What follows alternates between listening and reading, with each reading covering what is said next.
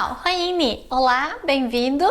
Claro, estudar chinês não é sempre um mar de flores, né? Eu falei que tem tantas facilidades para aprender chinês. Claro que você vai encontrar algumas dificuldades. E não uma coisa que você não pode enfrentar, que uma coisa que pode impedir no seu aprendizado, não. É uma coisa que você pode vencer com bastante treino e você vai conseguir vencer essas dificuldades. Primeiro as entonações, né? Em chinês nós temos 4 ou 5 entonações para cada sílaba. Numa frase, todas as sílabas vai ter uma entonação diferente. Igual em português também, vocês falam tão bem português porque vocês estão acostumados a falar português, né? Como eu sempre digo. Por exemplo, a palavra conheço e a palavra conheci, né? Na palavra conheço é no ie que está no tônico e conheci é no si que está no tônico. Então, quando você aprende a própria palavra, você já sabe a entonação, o tônico naquela palavra. E aí, numa frase, a palavra já sai com o tônico certo, né? Na sílaba certa, naturalmente, né?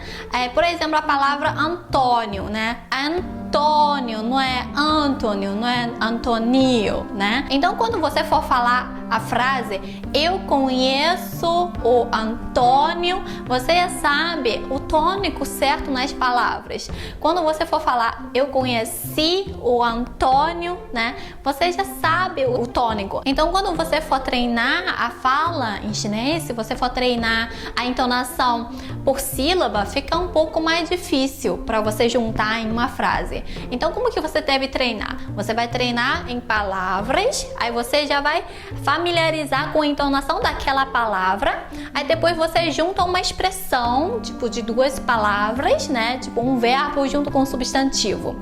Aí treina e depois você vai aumentando a frase, né? Aí aos pouquinhos você vai conseguir dominar a entonação das palavras daquela frase, né? E depois, como você já dominou a entonação daquela palavra e vai aparecer em outras frases, você vai naturalmente saber a entonação daquela palavra. Então, não é tão difícil assim as entonações. Segundo tópico que pode atrapalhar um pouquinho são os homófonos. Em chinês, nós temos muitas palavras que têm a mesma fala, que significa diferente, escreve de uma forma diferente, mas ele tem a mesma pronúncia, né?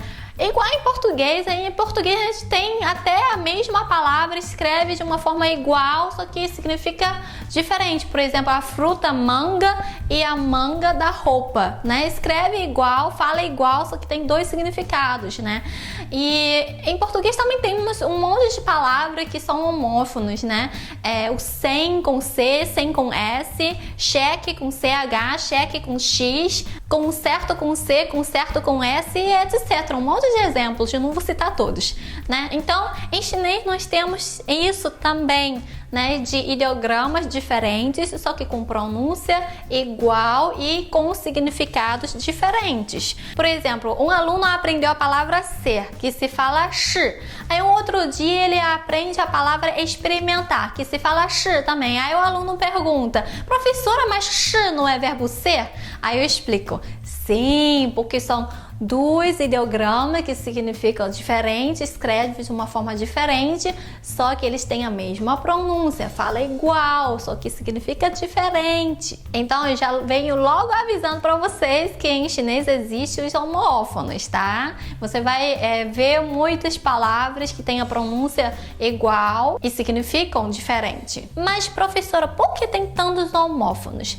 Bom, como sabemos que um ideograma é uma sílaba e como existem 120 mil ideogramas, então as letras não formam sílabas o suficiente para cada um dos ideogramas. Então, uma sílaba, uma pronúncia é adotada por vários ideogramas. O terceiro tópico é o vocabulário. Para aumentar o vocabulário, de repente é uma coisa um pouco mais assim difícil, né, para os falantes de português a aprenderem chinês. Agora, para os brasileiros aprenderem inglês ou francês, tudo bem, porque português, francês e inglês, a origem desses três idiomas é origem latina, né? Então eles têm muitas palavras, são parecidas, então ajuda no vocabulário. Agora, para aprender chinês é tudo diferente, né? Isso pode atrapalhar um pouquinho, mas se você ler, ter contato, aprender por música, ler historinha, né? Nada impede. O importante é você ter contato todos os dias. Se você tem contato constante com uma palavra, né, ou uma frase, automaticamente aquilo vai fixar na sua cabeça, né? Se você não vê com frequência, aí você não vai lembrar, né? Para aprender vocabulário, para ter uma fluência, você tem que ter contato constante, tem que ver todos os dias, tá bom? Agora é a pronúncia. Realmente, a pronúncia em chinês é muito diferente, né, do português. Mas é aquilo que eu falo, se você treinar todos os dias, principalmente os primeiros meses, né, quando tem mais contato com o idioma, mais familiar vai ficando, mais fácil vai ficando. O segredo é ter contato todos os dias, tá bom? Treinar muito, praticar bastante, tem que ler muito em voz alta, não adianta você ler olhando. Ler olhando assim, você não vai praticar o seu ouvido, nem a fala, nem a pronúncia.